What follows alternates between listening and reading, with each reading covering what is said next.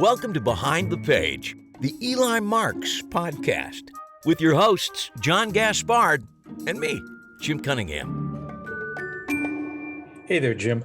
Hey, Jono, how are you? I'm good. You got a voice this episode. I do, yeah. I have abused it to the point where my vocal cords just said, okay, screw you. We'll just, whatever you want. You're in charge. We'll just bounce. And they have sort of, plus it's late in the week here as we record this, and early in the week, still not so good, but late in the week, I usually have what I need. Oh, fantastic. Well, this is episode 118, season 1, episode 18. Chapter 17, then, if you're scoring from home, of The Ambitious Card. That's right. And today we're very excited to have as our special guest, Carisa Hendrix, a.k.a. Lucy Darling. I don't think you knew about Carisa or Lucy before the interview. Yeah, not in a vague sort of way. Right. It was like out there a little bit, but I had no real knowledge of her. I had not seen her perform. I certainly had never spoken to her. But so this was all, she and this whole deal was all new to me, which was just fantastic. Well, I first heard her on the podcast Shazam, which she did with Kayla Drescher for a couple of years, and now Kayla's off doing it on her own. And anyway, she, as Lucy Darling, she was awarded the Stage Magician of the Year award at the Magic Castle. And she also, I believe, I don't think I'm making this up, she holds a world record in fire reading. Is that right? That's exactly right. She's been performing, as we're going to find out in this interview, since her late teens, kind of an interesting way of jumping into show business. It's really a cool interview with someone, I knew very little about, but now I would absolutely try to see her live if I could. Yeah, I would recommend people actually maybe pause us right now and jump over to the notes. We've got some clips of her performing as Lucy, and she's also quite generous about, on her website, posting entire shows. So you can see a full 45, 50-minute set from her and get a sense of just how she works with an audience in the unique way that she does. Yeah, I'm always impressed by the show notes you put together. I'm impressed by this whole thing because really I'm the sidecar guy. I'm just I come out, I get in the sidecar, we drive around the block, and then I get back out, and the rest of it just sort of happens. So I'm always impressed by the show notes because there's stuff in there that even I go, wow, that's really cool. So check out the show notes, folks. And while you're there, we always say this toward the end, but why don't we say it now? Go ahead and rate and review the show. That's a great way to kick the algorithm into gear. And it will literally then show this show to other people who really might like it based on what they're already listening to. So rate us and review us if you can. Yeah, and because you mentioned it, I'm sort of now curious and interested in checking out that Shazam podcast as well. Shazam is terrific. To anyone who's listening to it already, you know that the Eli Marks Mystery Series has been one of the sponsors for the last year or so, but they've been doing it for a couple of years before that. And we're going to have Kayla on next season to talk about sort of the mission of that podcast, which is to put themselves out of business. They just don't want to have to be around, because what they're really trying to do is point out to the magic world, here's where you're getting it right, here's where you're getting it wrong. And they've seen some changes in the magic world since then. And they'll keep at it until, I don't know if everything will be fixed, but until things are better. But we'll talk about that in season 2 with Kayla. Right now, let's jump in and talk to Carisa Hendrix about Lucy Darling, how she came to create this, what is right now her most recognizable character. How exactly did Lucy Darling come to be? Oh, that's a good question. So, Lucy is not my first character.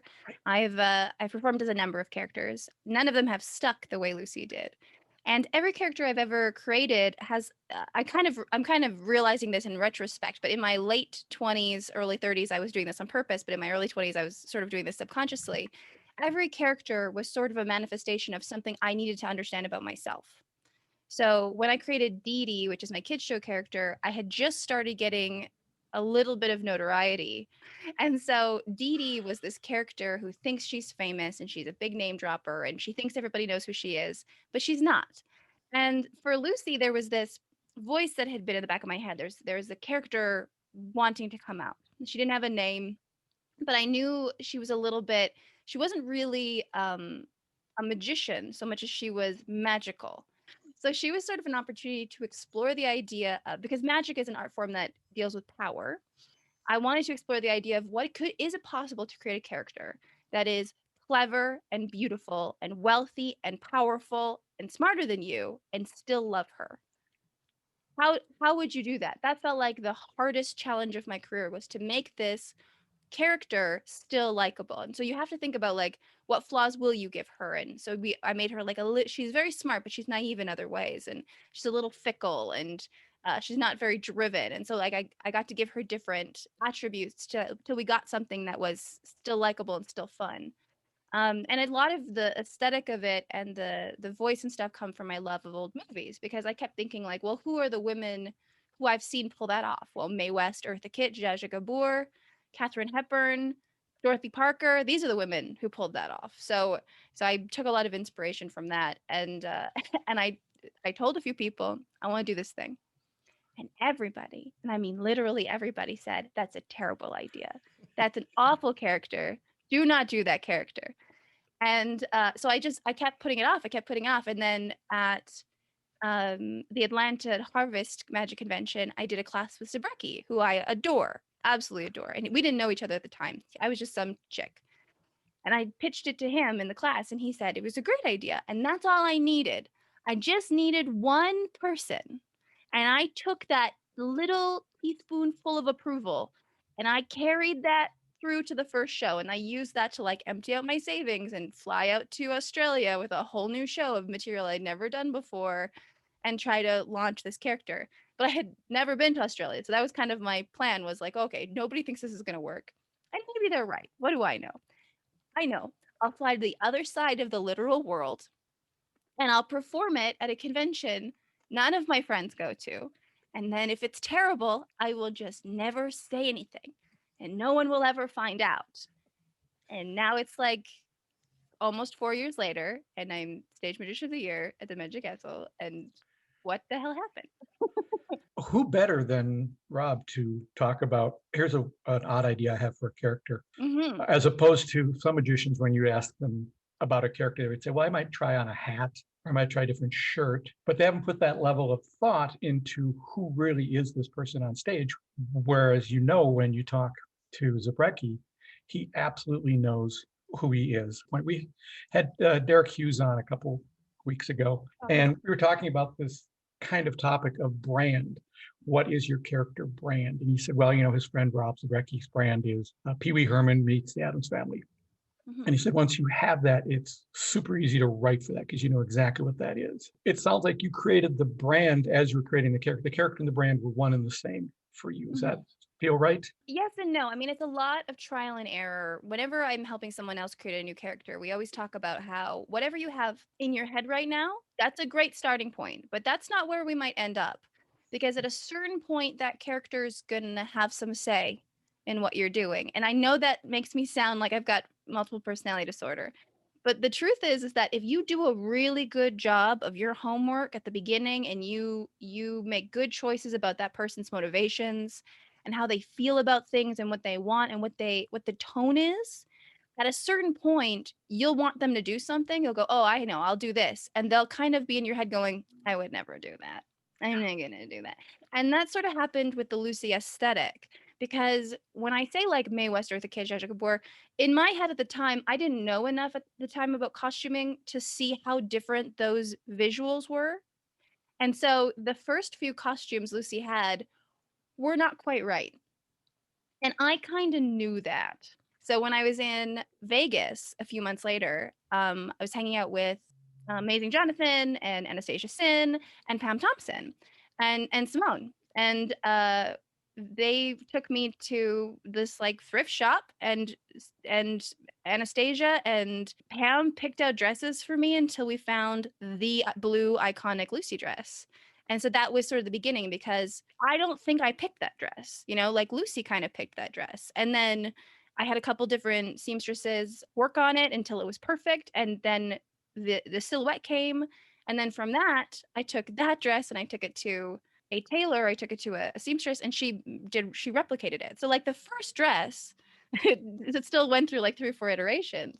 And the brand honestly kind of grew from that dress, because if you look at early Lucy Darling posters and imagery, it's not quite right.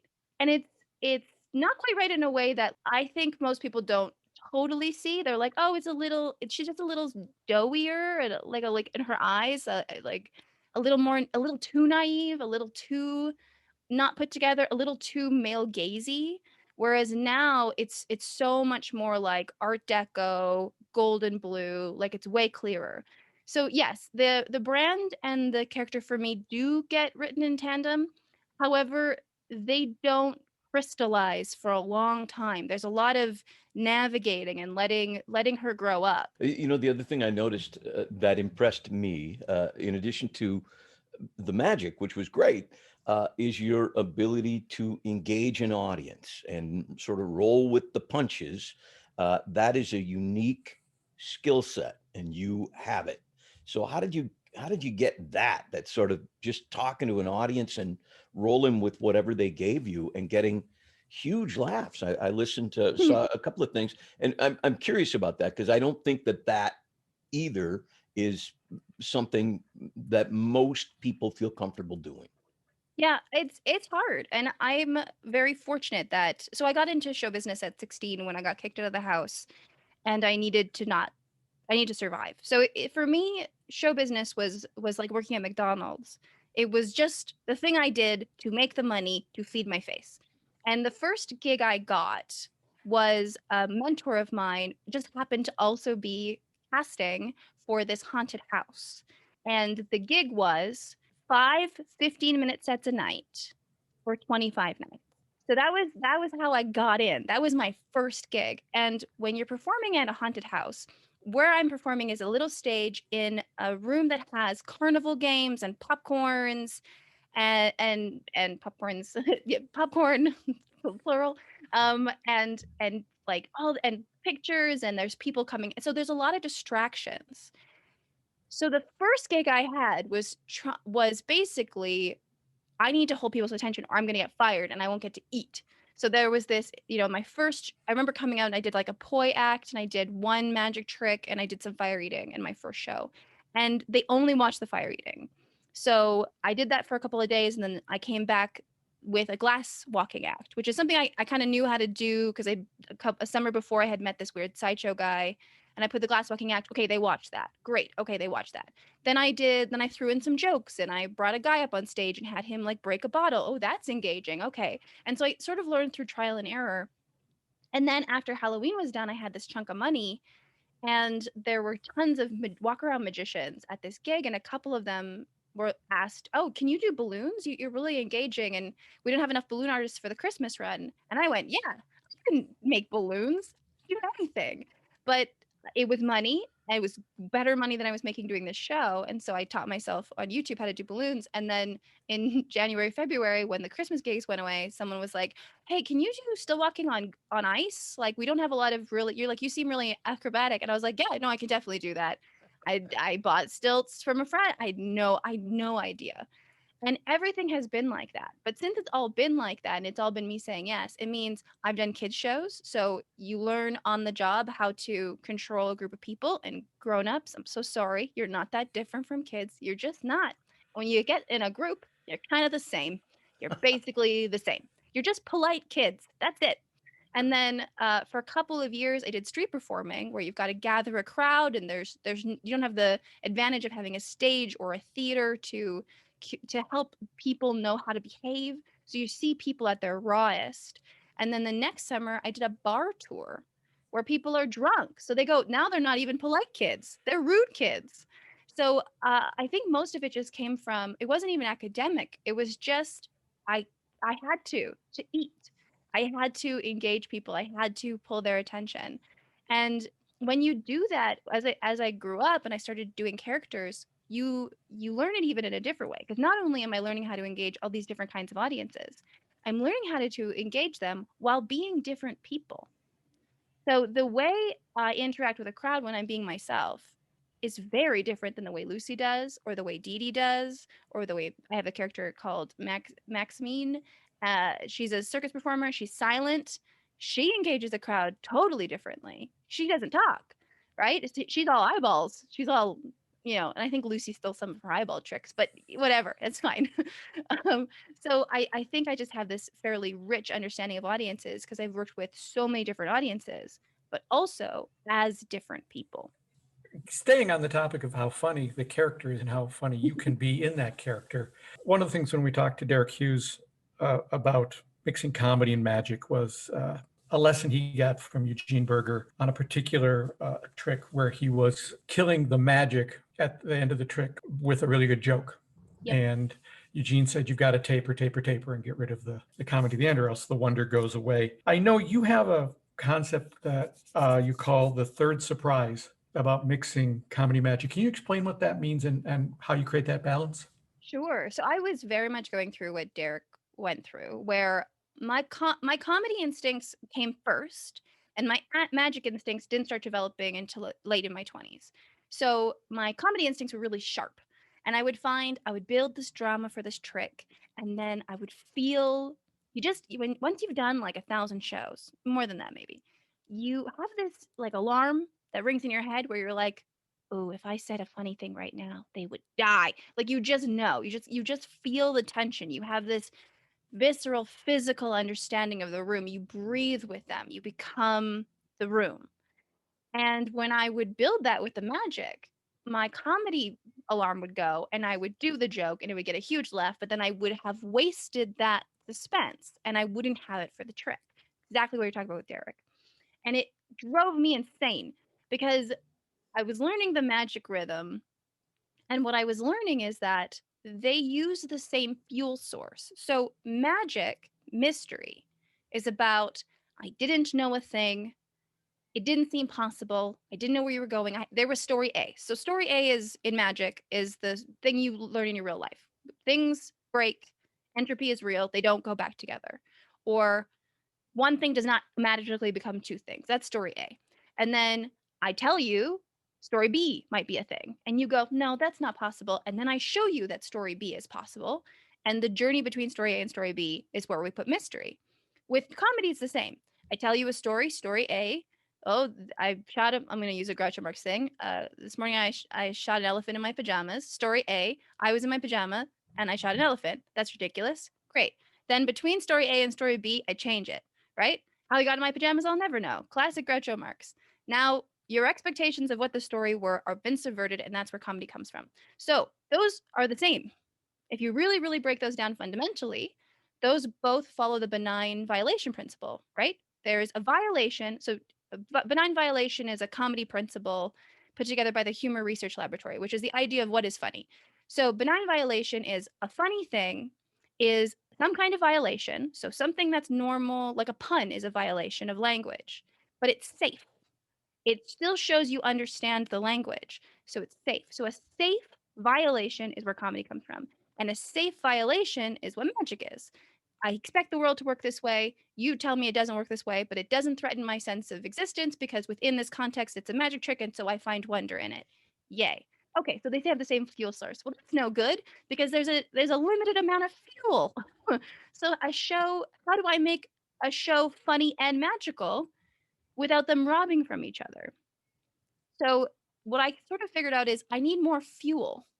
There's not enough fuel because they use the same fuel. So my goal now is to add more mystery, more uncertainty, to have more story A, story B break.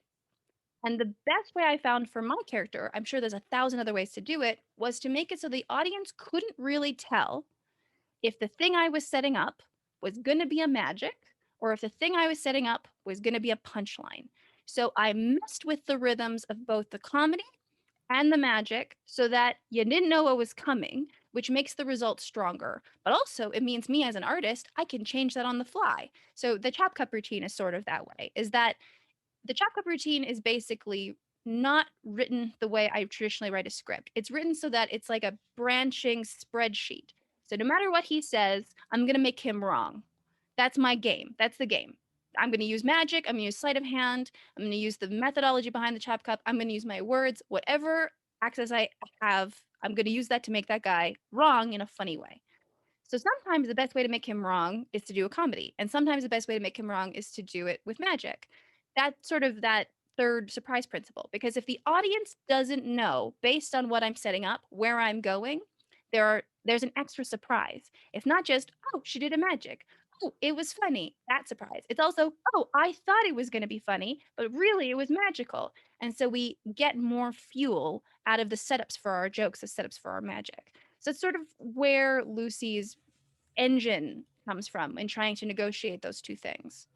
Like the secret to how that character, like if somebody asked me like, what is the real secret to the character? The real secret to the character is that you're the show. Lucy's not trying to perform for you. She's bored and she's trying to push you, the audience, into entertaining her. That's the engine. That's the game of the show. And so that is a game I can play 1,000 different ways. But that's the game, right? The game is like, oh, I can't do this. And then there's other rules, like Lucy can't pick something up off the ground because that's sort of a low status thing. But I drop crap in my show. Sometimes I drop a thing. So what's the game? So sometimes I drop something and I just stare at a guy in the front row until he climbs on silently. I don't say a word until he silently, of his own free will, climbs on stage and hands it to me. And the second he gets back to his seat, I just drop it again. And it's the funnest thing ever. And it's not, I know it's not even, it can't be that entertaining for the audience, but I love it so much that I think they feed off of my love for it. Now, when you do something like this, to create a character at this level, and the magic is part of all of the things you're doing. Did you do this alone? Did you have a team of people that you worked with? Are you checking in with the director or other magicians? Watch this. What do you think? What are some notes? Tell me about that process. Yeah, I don't tend to think about it as a team. I think about it as, I have had tons of help, but the help I get I like for it to be quite specific because as an artist creating something, you are the editor. You're the filter through which you take in all information. And if you ask for advice indiscriminately, you'll get an indiscriminate answer. So it's important to narrow your focus to a few people whose opinion you respect and value and who really see what you're trying to do, who get you. So step one I always find is to identify the things in my work I need help with. So early on with Lucy, first step, hire an accent coach. That's what I did. I hired this guy in Calgary. He did the accents for Fargo. He's great. And he very quickly realized I wasn't really trying to learn an accent. I was trying to create an idiolect. So it wasn't about teaching me language. It was about constructing a separate, unique accent that had never existed before, and then learning that. So he was a genius, and I'm so grateful. And I still sometimes listen to the early tapes we made to like bring the accent back to its original intentions. I'm always, because sometimes Lucy gets a little soft in my mouth. If I'm enjoying myself, the accent will soften. And so I have to come back and be like, nope, there are rules. However, there are lots of people who give me advice, who are smart, successful, potentially famous people who I like them as people, but I don't believe they get the intention of my work. And so I respectfully listen, and sometimes they'll say something that I'll take on board, but I don't just like open my heart to those people. They don't get like full access to the character and all the information. I'm a little bit guarded because if you're not careful, someone will pull you away from your intended goal because they'll say something that's true, but it doesn't matter that it's true because that's not what you're working on. That's not the point. So I think it's, yes, I've had tons of help, tons and tons of help. Can you give us a couple of examples of, because the voice is so specific, a couple examples of the way she should say things? And I'll preface it by saying years ago, we had Patrick Stewart here in Minneapolis at the Guthrie Theater performing Who's Afraid of Virginia Woolf. And he was on a local radio show and they were talking about it. He was Patrick Stewart. He's promoting it. And the host said, your American accent is flawless. Can you do some of it for us? And he said in British accent, it's not a party trick. I don't want to turn this into a party trick, but I am curious as to what are some of the rules that you have? Well, part of it is where it lives in your mouth. So if you want to get an accent really down, so much of it is about oral posture. So the way I talk normally, this is pretty much true for everybody, but the way you talk normally, that's the way that you talk where you don't have to put any work in, because that's your traditional basic oral posture. So what I'm doing, Lucy, part of what I'm doing is I'm moving the voice forward in my mouth and down. So when I normally talk, I feel like my voice is further back in my voice and a little bit higher. Not higher in pitch or volume, but higher in the position of my oral posture. So everything I say as Lucy is right at the front, the bottom front of my mouth, and it's quite breathy. So it's quite a lot of work. So a little while ago, I did a little show with a friend of mine, a little fundraiser where we raised, I don't know, $1 million. Quite literally, we raised $1 million, and because she's fabulous, my friend, I was co-hosting with her. We ended up doing a sort of a 6-hour live stream. Well, I tend to do this voice for 6 hours. So if you listen to the last hour of the live stream, it gets really lazy and it becomes this, which is not Lucy. It's somewhere between me and Lucy. And so I always think of it like doing a sit-up. Like when you're doing an accent, you're in a crunch the whole time because you're holding that oral posture. And then there's other things like Lucy is not a pedestrian voice. So when she talks, the game is to find the flounciest word. So, I might say, like, oh, I'm going to go to the store. Are you okay with me going to the store? Whereas Lucy would say something like, oh, darling, I don't know if you would mind if I went down to the shop for just a moment. I mean, there's 1,000 extra words in there, but that's because it's so much softer. So it's not just about oral posture or the sound of it or the pitch of it or the breathiness. It's also about the choice of words and also the way the thing that you're really picking up on about the way I normally speak is my rhythm.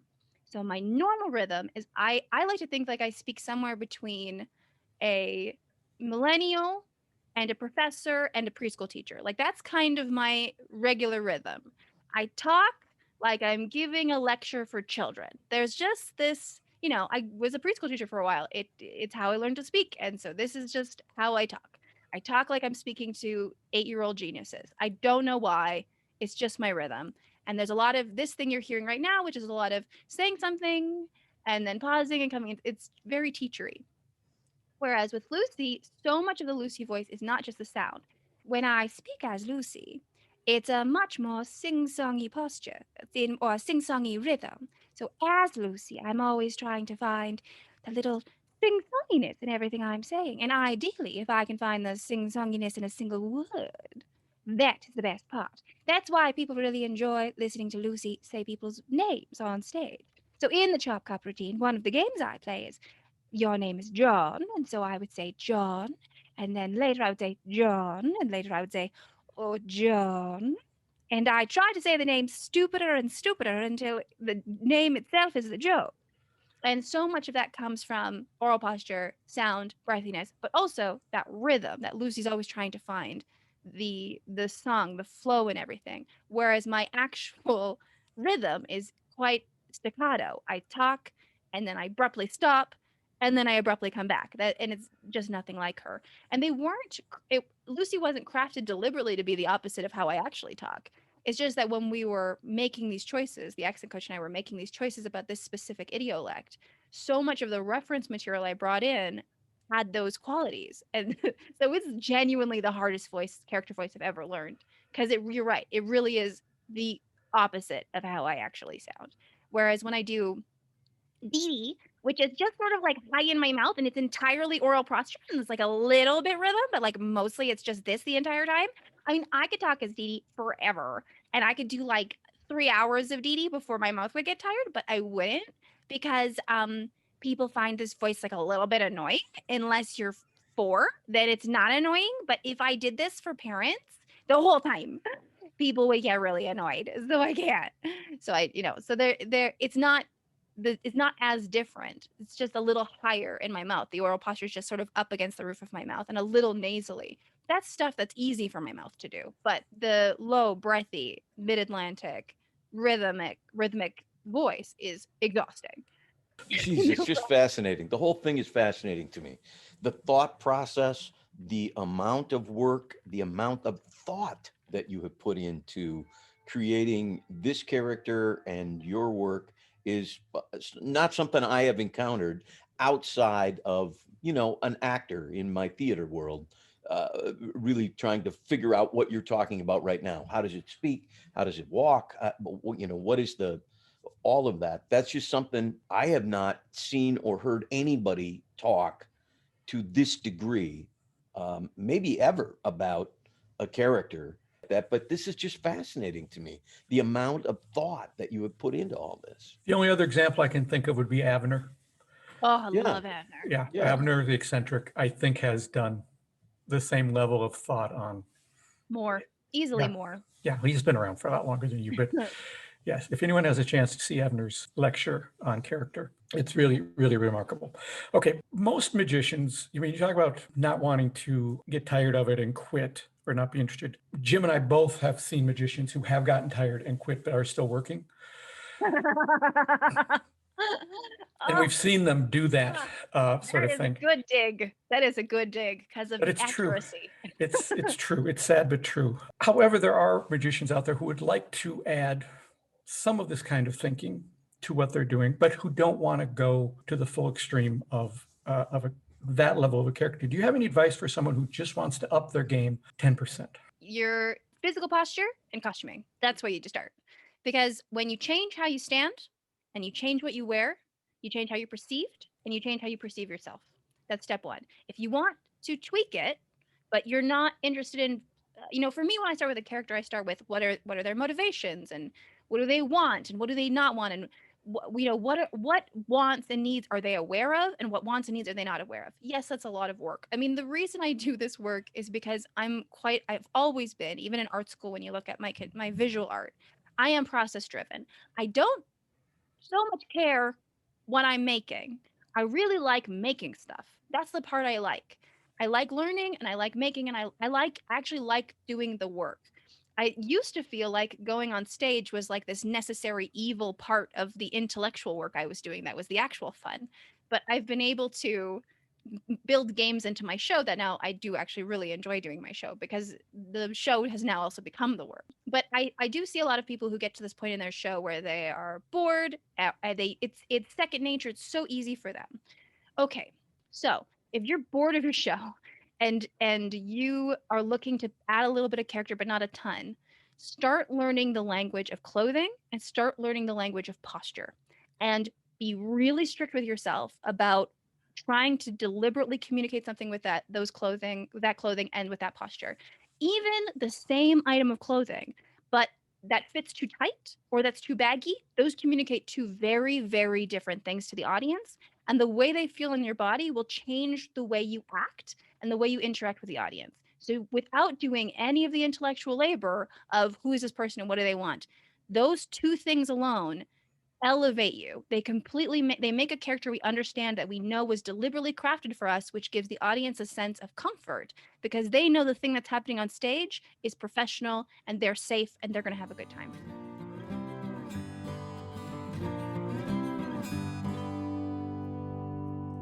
Costume and posture. Who would have known? When you think about it, some of the best, most memorable characters in entertainment history have used costume and posture to help create their persona. I immediately think, of course, about Groucho Marx. Our friend Groucho Marx, sure. But also, if you look at someone like Johnny Carson, who has a very distinctive suit and posture that you recognize immediately. Yes, you are correct.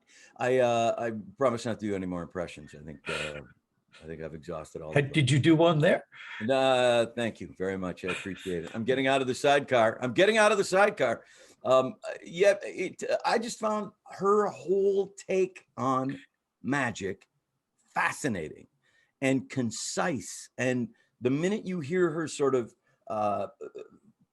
give you her philosophy, I immediately went, oh my gosh, yes. Yeah. Of course that's right. The whole third surprise idea of, the audience is expecting one of two things and you give them a third thing where they don't know if the magic's going to end magically or if it's going to end funny, and to take and try to rebuild that energy all the time. And once you hear her say that, as I mentioned, you should go to the clips and watch it, you'll see that in action where the audience really doesn't know after a certain point, is this going to end funny? Is this going to end magically? Particularly in the Chop Cup routine, which is one of the better Chop Cup routines that I've ever seen. Yeah, it's she is so smart and understands what she's doing so well. And see, I think there are people that can do it, but can't articulate. I mean, and are brilliant on stage doing what they do, but could never articulate it. Say, well, it's, comedy and magic share the same fuel source. Of course they do. I never thought of that. And I have some foot in both of those circles, but I never really, once she said it, it was like fireworks going off in my head. Just brilliant, I thought. Just brilliant interview. I just cannot wait to try to find a live performance of her that I can attend. And once you start talking about costumes, certainly there are plenty of people in the magic.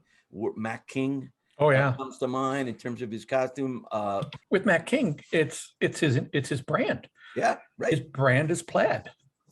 Harry Anderson had with the hat and the glasses, and the painted ties. You're right. The painted ties. Yeah. The more you think about Penn and Teller, probably you could even lump in there. Absolutely, because they wear identical Steve suits. Cohen has a very distinctive look. Yeah. And the guy we're going to be talking to our next episode, David Kay, when he becomes Silly Billy, is immediately recognizable as that character because he's built a really, really strong brand. Anyway, it was great talking to Carisa. Lots of fun stuff. I hope we have her back the next season or so. But the reason we're here, our real reason, is to listen to the next chapter of The Ambitious Card. I know we get caught up on everything, so we forget. But last time I listened to chapter 16. Eli got back from the hospital. Megan arrived. They spent the night together, and they did some discussions about the mystical qualities of the deck of cards. And that'll take us right into chapter 17. The Ambitious Card, an Eli Marks mystery. Chapter 17. I awoke to music emanating from my cell phone, which by the sound of it was in my pocket, in my pants, somewhere on my bedroom floor. I recognized the ringtone as the latest one I had assigned to Deirdre, which I'd come to think of as a sort of musical early warning system. If anyone ever wanted to chart it, the trajectory of the Eli-Deirdre relationship could be mapped entirely from the ringtones I had chosen for her calls. I started with a Rolling Stones tune and have stuck with them ever since, each song acting as a mini signpost of the state of our current emotional battlefield. The first ringtone I used was Honky Tonk Woman. We met in a bar, although, to set the record straight, she was not gin-soaked and we were not in Memphis. We graduated to Let's Spend the Night Together, and then settled in with Loving Cup for most of our marriage. You could tell things were headed downhill when I switched to 19th Nervous Breakdown. That evolved into I Can't Get No Satisfaction, followed by As Tears Go By, Sympathy for the Devil, and finally my latest selection, It's All Over Now. That one seems to be the one I'll stick with. I glanced at the alarm clock, which read 7:12 a.m. If she was calling at that hour, it could only be more bad news. I literally rolled out of bed onto the floor, doing a quick sweep with my hands until I found my pants. "What now?" I said as I leaned back against the bed frame and rubbed something out of my left eye with the palm of my hand. I glanced over at Megan, who appeared to still be sleeping. Even with her hair a mess and with pillow wrinkles covering her face, she still looked amazing. "Where are you?" Deirdre said. Her tone sounded edgy and a little ticked off. Business as usual. When I was a kid, no one ever asked that question on the phone. You always knew where someone was when you called them. Let's explore the myriad changes to the daily fabric of our lives wrought by the electronic age at a later time, she said as she cut me off. There's been another attack. I sat up straight. Who? Where? Your friend Franny Higgins, in her house about 3 hours ago. Franny, I said, louder than I had intended to. Megan stirred and opened her eyes. Is she? I asked, not quite able to say the words out loud. She's in the hospital, alive but in a coma.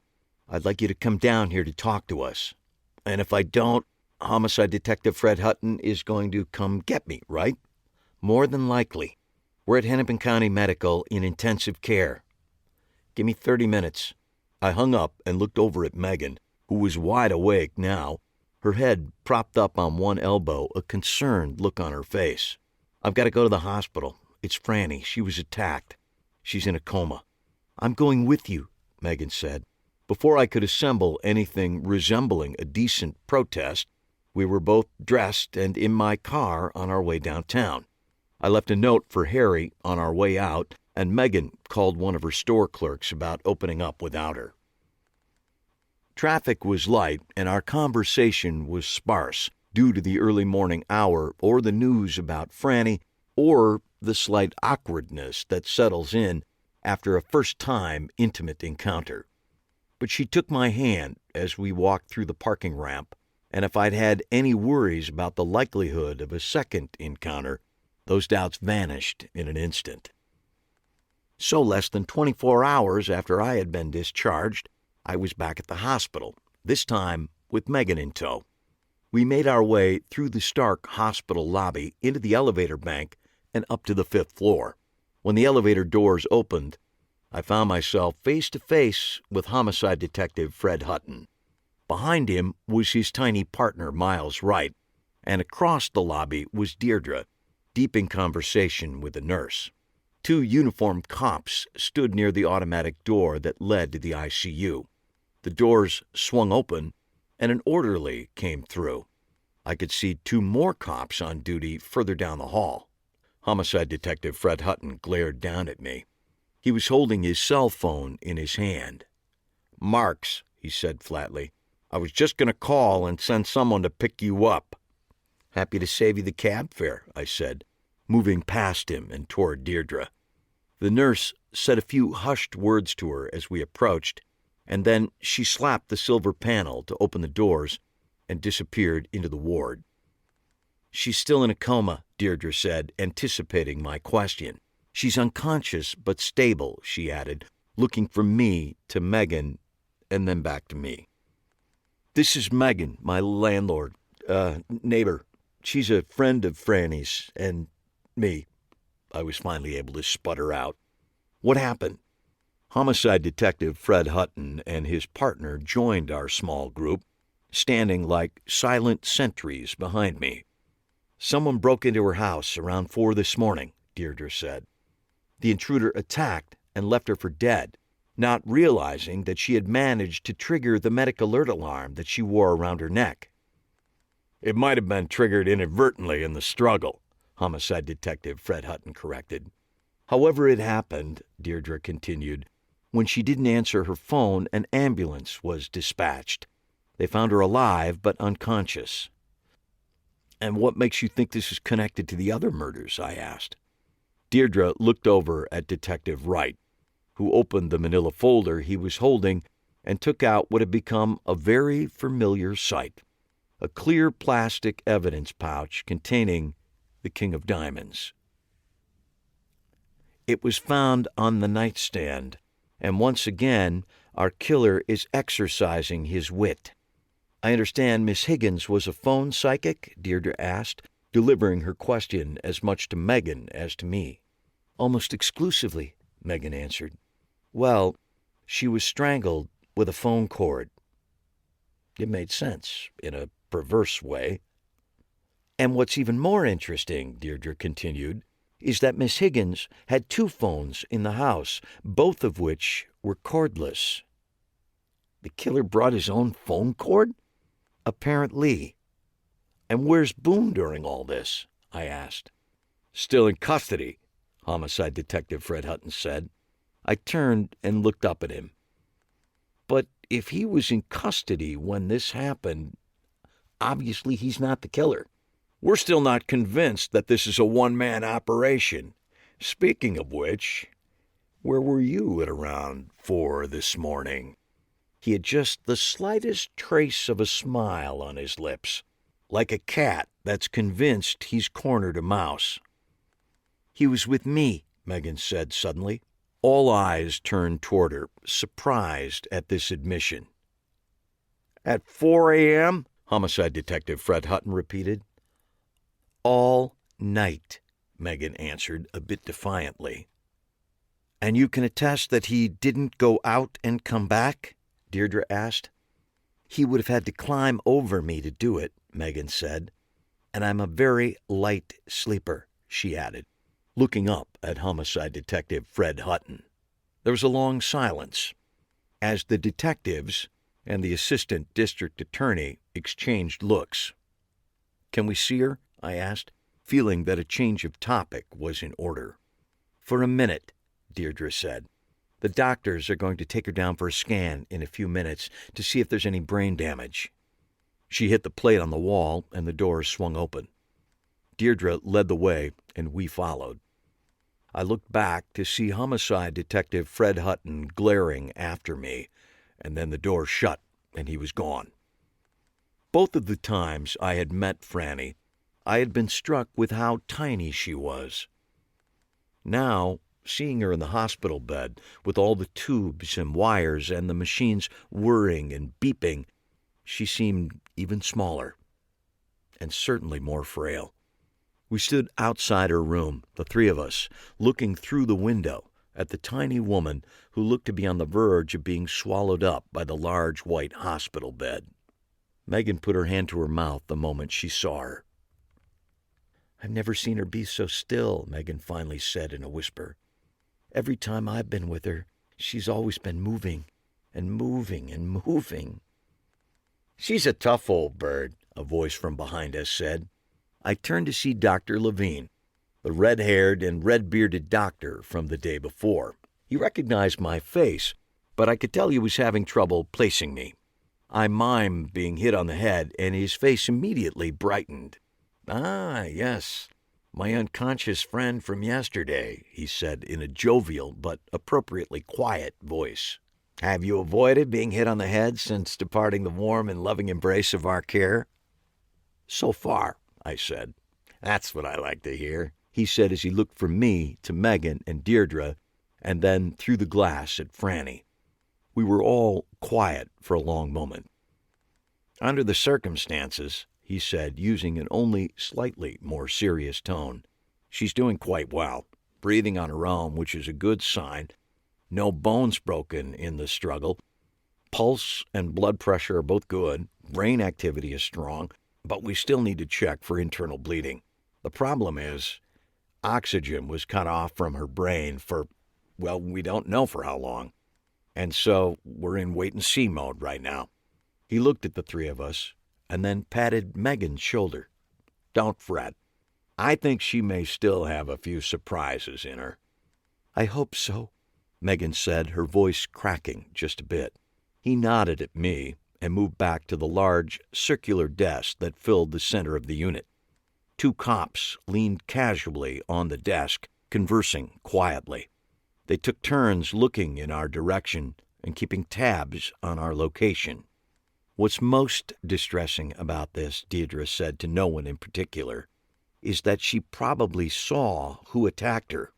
She just can't tell us who it is, at least not yet.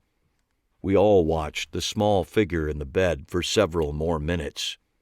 The only sound, the hum of voices at the desk, and the steady beep, beep coming from Franny's room. I anticipated another run-in with Homicide Detective Fred Hutton when we left the ICU, so I was pleased to find him in the midst of his own run-in as we exited the ward. When we came through the automatic doors, I could hear him arguing in a low voice with someone in front of the elevators and was surprised to see that his confrontation was with Megan's soon-to-be ex, Pete. Pete looked a little disheveled and certainly not up to going one-on-one with the Iron Giant. As soon as he spotted Megan, his face lit up. That's my wife right there, Pete said to Homicide Detective Fred Hutton, pointing in our direction. She'll vouch for me. Megan and I both stopped dead in our tracks, not certain why Pete was there or what Homicide Detective Fred Hutton may have said to him in our absence. In the momentary confusion of our arrival, Pete was able to sidestep both homicide detectives and make his way over to us. Megan, I called the shop this morning and Trina told me about Franny and said you were down here. Is she okay? She's still in a coma, Megan said, taking a subtle half step away from me. Pete looked over at me and seemed to see me for the first time. "Oh, Eli. Hi," he said, clearly a little confused about what I was doing there. "I gave Megan a ride down here," I said by way of explanation. "Oh, great. Thanks," he said, and then turned back to Megan. "Can I see her?" Megan shook her head. "Like I said, she's in a coma. They're taking her down for a scan, but otherwise they don't know much. I mean, they're not sure when or if she's going to come out of it." Pete moved toward her, and they hugged, awkwardly. I turned to see Deirdre looking at me from one side, and Homicide Detective Fred Hutton looking at me from the other. Their expressions were inscrutable. "Well," Pete said as he came out of the hug, "as soon as I heard, I thought I should be here. For you, and for her." "That's great, Pete," Megan said. "I know she'd appreciate that." Megan looked at me, but managed to make it look like she was looking at everyone in the group. "Well," she said, "I guess we should be going. Call me if you hear anything," she said to me as an afterthought. "I will." Pete took her by the arm, and they walked the short distance to the elevator. After a small eternity, the elevator arrived, and they stepped into it. Pete threw me a small wave, and Megan smiled weakly as the doors closed. Deirdre and Homicide Detective Fred Hutton were still looking at me with deadpan expressions. "What?" I asked, my voice coming out a tad higher than I would have liked. "Her husband," Deirdre said dryly. "They're separated, practically divorced." "Uh-huh," she said, unconvinced. "Am I needed here any longer?" I asked. "What's the hurry? Got a date?" she responded, smiling up at Homicide Detective Fred Hutton, who returned the smile in spades. "I have things to do," I said. "Fine," she said. She turned to Homicide Detective Fred Hutton. "Do you have any further need for Mr. Marks?" "I do not," he said, doing a lousy job of suppressing a grin. Deirdre turned back to me. "Then you're free to go." As I walked to the elevator, I could feel them staring at me, but I refused to give them the satisfaction of turning around. My elevator arrived, and I stepped in, turning to press the button for the lobby. I looked up to see Deirdre and Homicide Detective Fred Hutton smiling at me from across the lobby. "You know what I think, sweetie?" Deirdre said to Homicide Detective Fred Hutton without taking her eyes off me. "What's that, dearest?" he replied. "I think that someone might want to consider removing moral superiority from his list of annoying personal attributes," she said. "I think you're right," he replied. The elevator was closing quickly, but I'm pretty sure they both had time to see me flip them off before the door shut. "Eli! Hello there, Eli!" I was hustling through the hospital lobby toward the freedom promised by the front revolving doors when I heard the voice calling after me. The nasally British accent could only belong to one person. I turned to see Clive Albin striding confidently toward me. Once again, he was dressed like a modern-day Oscar Wilde.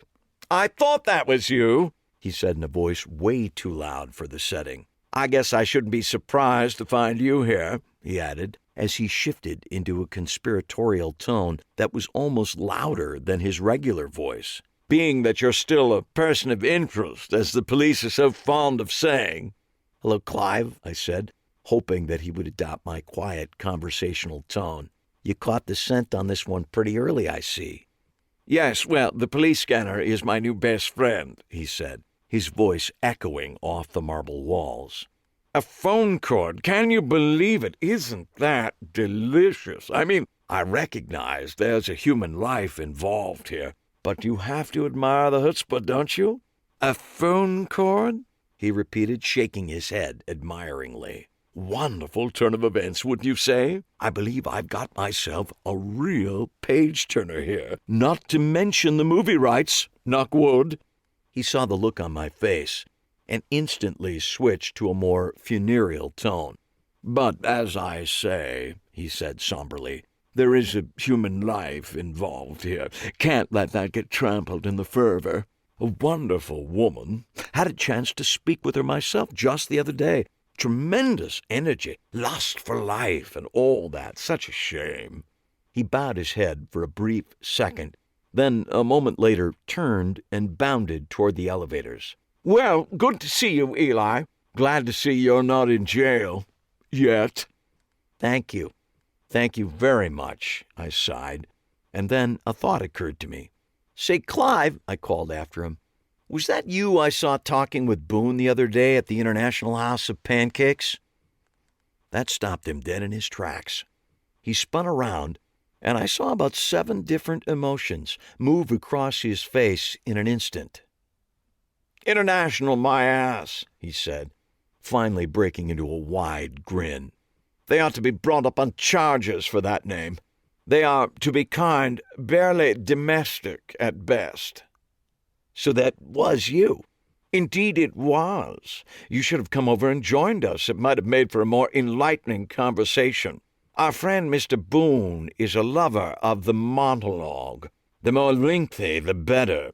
And he can certainly make quick work of a stack of pancakes, let me tell you. Impressive in a nauseating sort of way." "You were interviewing him for the article?" "The book, my friend, the book. However," Clive said as he slumped back against the wall dramatically, "Mr. Boone, although talkative, says far more than he actually reveals. He mostly spoke in circles, very few of them concentric. The conversation was, in a word, fruitless. Know what I mean?" he added, doing a fair impression of Boone's verbal tic. "Too bad. You were probably one of the last people to talk to him before Ariana's death."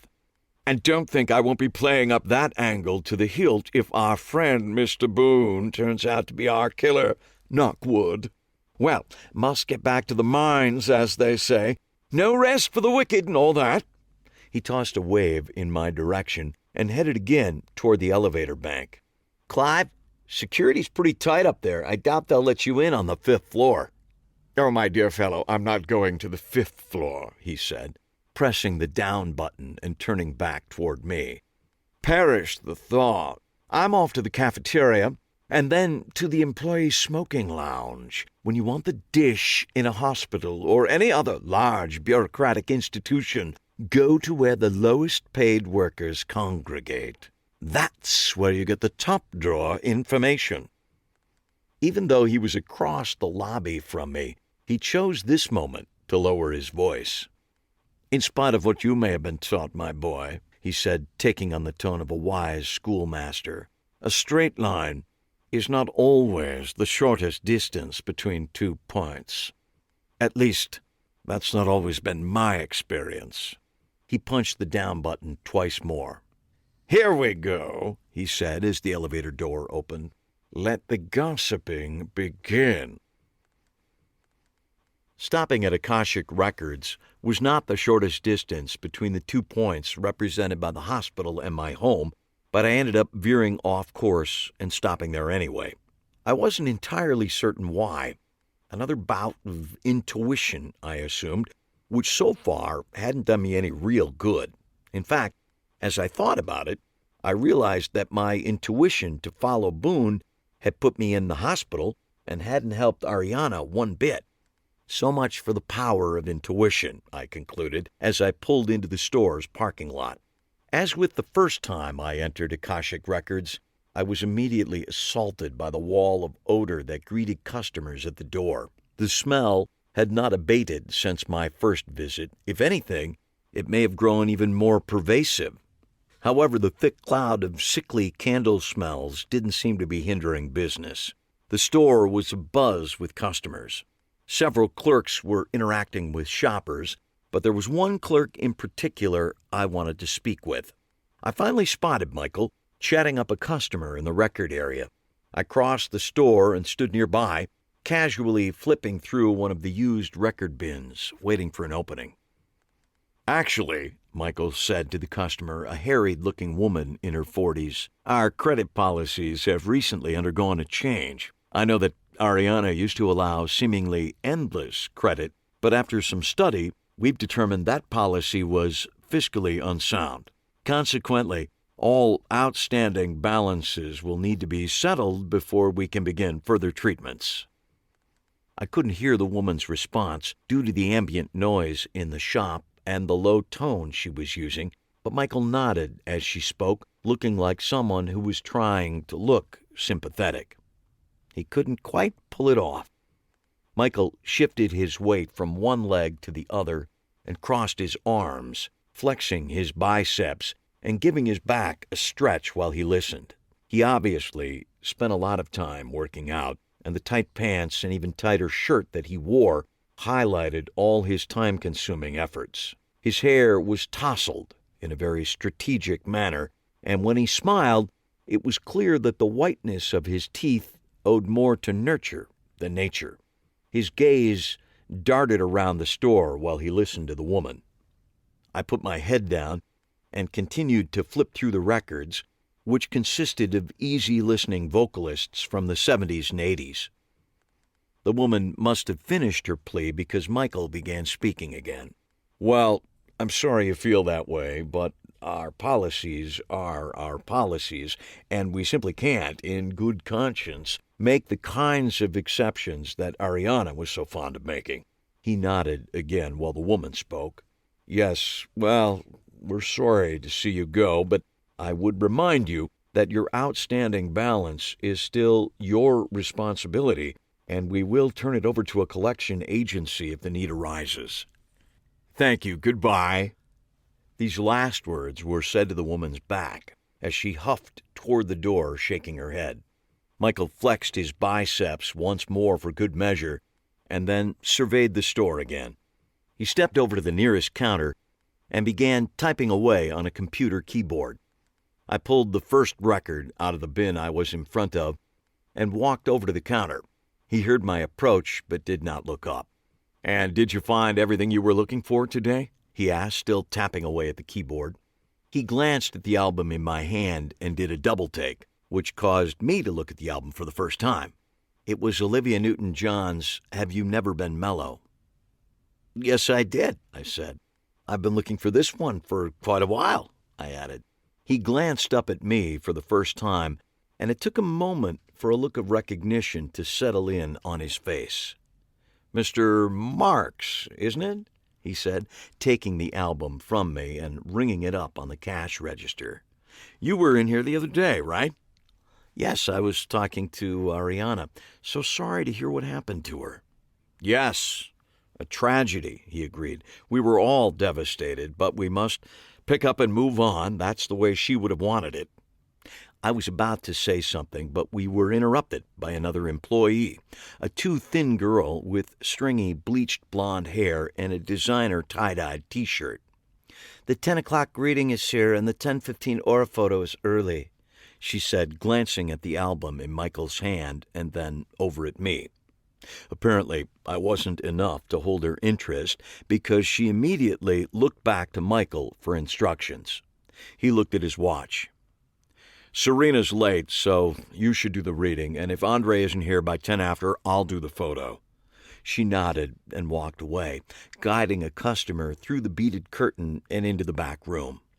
"Sorry about that," Michael said to me as he continued to ring up my purchase. "We're having some minor staffing issues that still need to be resolved." "Ariana left some mighty big shoes to fill, I'd imagine," I said. Michael gave a short laugh that ended up as a nearly silent snort. "Literally," he said, suppressing a smile. Then his businesslike tone returned. "Ariana always insisted on doing everything, the aura photos, the readings, all of that, herself.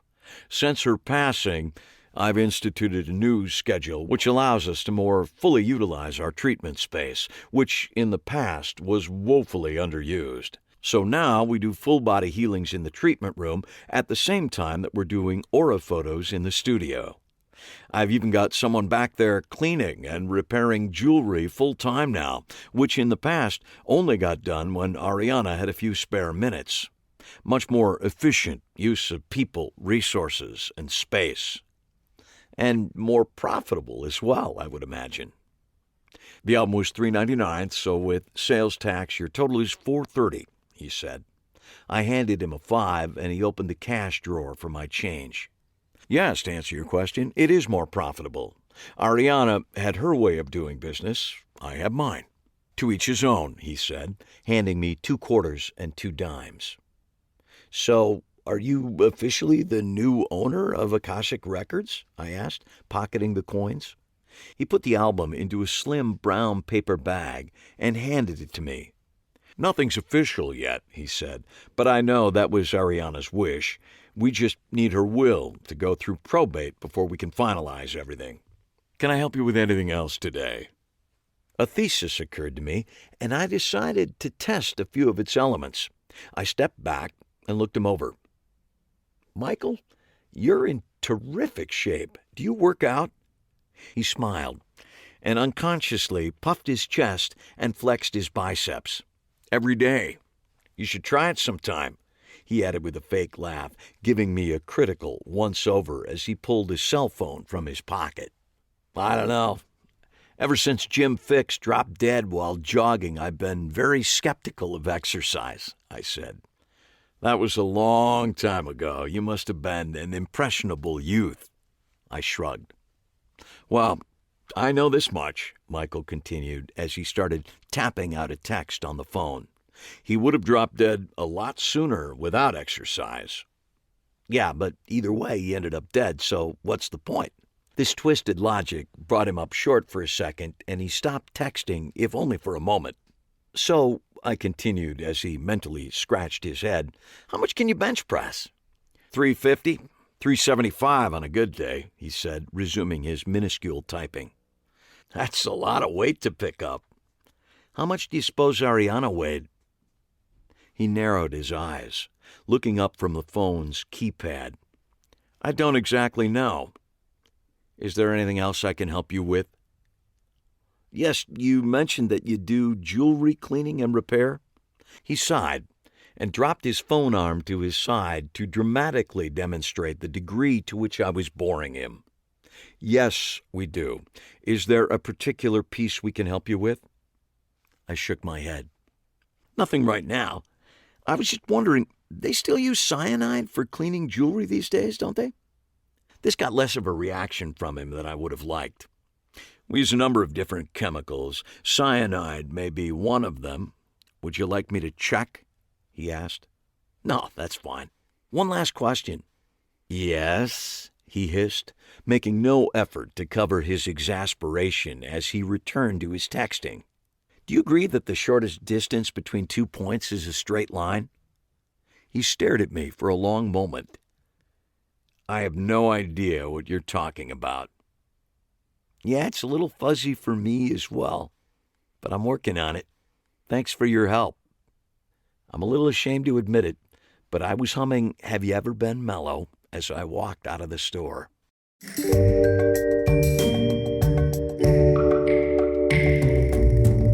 And we're out.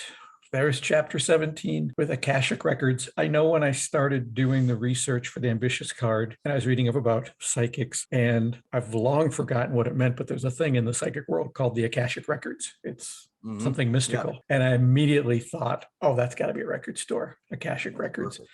And in the next chapter, Eli will begin planning to do the kids show that he's volunteered to take over for Nathan, who's going to be out of town. And I thought it'd be a good time now to talk to an expert about the unique challenges of doing kids shows. And we're going to have just the best in next episode. That's David Kay, AKA Silly Billy. Now, you were familiar with Silly Billy before we talked to him. Yep, I mean, everybody is. He's everything I know about kids shows. I learned from either listening to his lectures, reading his books, or reading his monthly columns. He just is fascinating when it comes to understanding what works with kids, what doesn't, the age cutoffs. It's a really fun conversation. And it ties in so nicely with that chapter as poor Eli begins the process of trying to do what will turn out to be a very, very difficult kids show. Anyway, after that, we've got a few final guests who help us round out season 1. Some amazing people. How many episodes do we have left in season 1? This was Well, we're in number 18, and I think we go to 24. Can't do the math on that, but it's probably like 5 or 6, somewhere in there. And we've got coming up after Silly Billy, we've got John Carney. Tina Leonard was nice enough to talk to us. Steve Spill. We'll talk about Di Vernon. We have a return engagement by Rob Zabrecki and Morgan and West coming back to chat with us a little bit. And then our surprise guest for the final episode of season 1. Do I get to know who that is before You'll- we actually record it? You will know it by the end of the recording. Oh, well, won't everybody know it by the end of the Yep. recording? Exactly. Then I don't feel special anymore. But that's okay because I'm in the sidecar. That's I don't exactly have to right. know everything. You're providing balance so the whole thing doesn't tip over. It's more likely me than you. Don't worry about it. I'm very, very fragile. I understand. All right. Well, check out the show notes. Some great links in there. And we will just see you next time for episode 119 with the amazing David Kay, AKA Silly Billy. Take care, folks. This has been Behind the Page, the Eli Marks podcast, with your hosts, John Gaspard and Jim Cunningham. Produced by Alberts Bridge Books at Grass Lake Studios. Find this podcast and all the books in the Eli Marks series at EliMarksMysteries.com. That's ELIMARKS Mysteries.com. And thanks for listening.